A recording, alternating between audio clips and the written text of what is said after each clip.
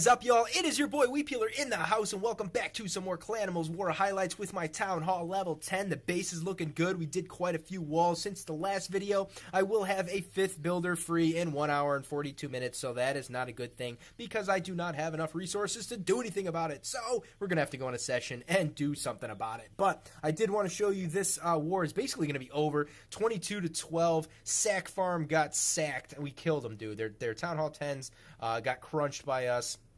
Big boy Jack hitting the 3-star jackpot.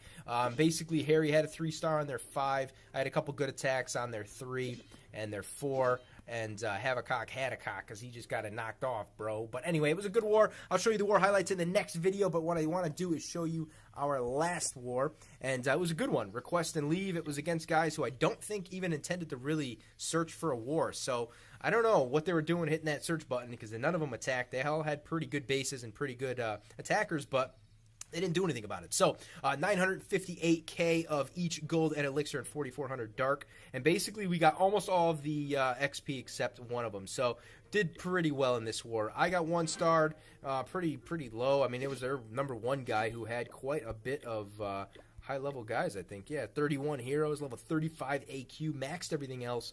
And only 1-star on the Weeps base, the pretty base right there. So, definitely a nice war. I'm going to show you guys a few.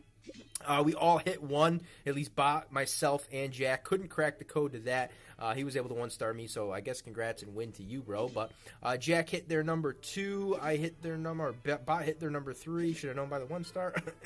Harry hit 2 on their 4. We're going to show Harry's raid. It was actually really nice, man. So the dude came in against the Town Hall 10. Inferno Towers, basically a really rough attack for a Town Hall 9. No free spells, obviously, to get the Infernos to stop shooting at him. So it was very good, man. When I went in, I'm like, holy crap, he got 2 stars. I didn't get to see this live, but when I watched it again, I was like, man, he did a freaking good job. So Barb's coming in from the western side, trying to move all the Clan Castle troops over. His giant, I believe, got almost everything out. I think there was a witch left in the chamber, which is not a good thing for him, but sometimes it's good because they can pull them into the center. At this point, I figured he was probably going to get wrecked, but he believed in himself, and he had an absolutely stuffed clan castle full of wizards, which worked out good, except watch this shot right here. Oh, my heart dropped. He lost like 8 witches or wizards all in one freaking drop. They all bunched together and got popped. So here come the golems. They're going to move onto the center once he breaks in through the wall. Going to get onto the archer towers. The bombs actually make it through. They trip a giant bomb, which is great right there because it keeps the low-level amount of wizards he has left alive. P.E.K.K.A.s actually do a good thing by getting into the center. That, I thought they were going to go for the Dark Elixir storage, but they went into the core, which is great. Here comes the jump. Here comes the rage. And then, dude, you got to get to those Infernos, and that is what they did. A couple of chops from the P.E.K.K.A.s, I think, once they knock out the rest of the Clan Castle troops.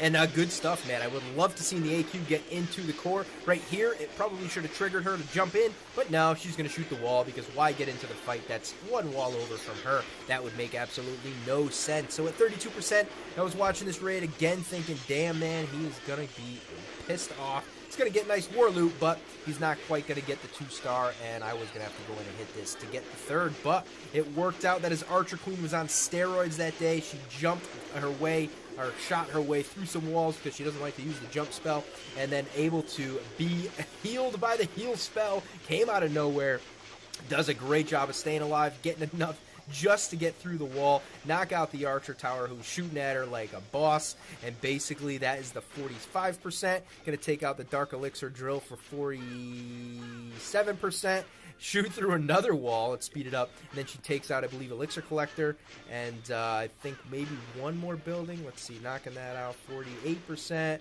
And then takes out the other Elixir Collector, 49%, and then she starts getting shot by the wizard. I'm like, oh my gosh, it's going to be dirty. But why would she move all the way over there? I don't get it sometimes. Go towards a freaking closer one. But anyway, whatever. 2 stars, Harry, sick raid. Very proud of that one. Let's move on down. We'll show mine on 7. Yeah, not too many 3-stars, actually. So it was really rough. If these guys could have attacked, it would have been a really dirty war, because I think they could have done some damage to us. But 3-star, hold up. Hey. So basically, I was planning this attack out for a while. I'm like, we need to get to all 4 of these air defenses. How do I do that? And I decided to come in from the south, Heroes are in the middle. Pretty easy pull right there. I could get the clan castle troops to come out by luring with a couple hogs, and basically it was going to be easy. Hit golems on the bottom corners, I think right here and over here, and then basically work our way in. I'm going to drop in a bunch of hogs on this side to path into that air defense, trying to get them onto the wizard tower and then to the air defense, and then this one coming in on the left-hand side of the archer tower. Once they got onto right here, they're going to path their way into the air defense.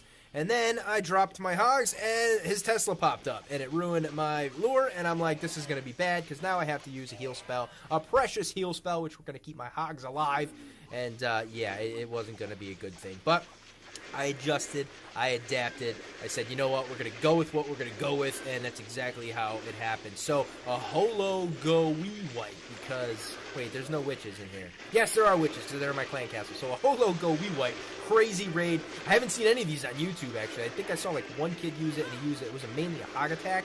But you're going to see my hogs come in after I deal with this crap on the bottom. The jump spell is absolutely smack right where I wanted it, man. It got all 4 of the compartments, got all of my troops over that wall quickly, and then you're going to see some beauteous stuff happen once we get to the core. Going to drop a rage spell once we get there, but here come the hogs, and basically, I didn't know where to drop the heal spell. I'm like, left or right, but I see skeletons on the left. There's no way they're going to make it. They knocked through the cannon. They got to the wizard tower, but dropped the heal on the top side, and I figured once they go down, it's going to be perfect because the AQ and everything else, the wizards can take out that left air defense. So there goes the air defenses. They are all down. In come the loons. The guy with his infamous Teslas on the outside. I don't know what the hell he's thinking, man. Put him in the core. Put him at least behind some walls.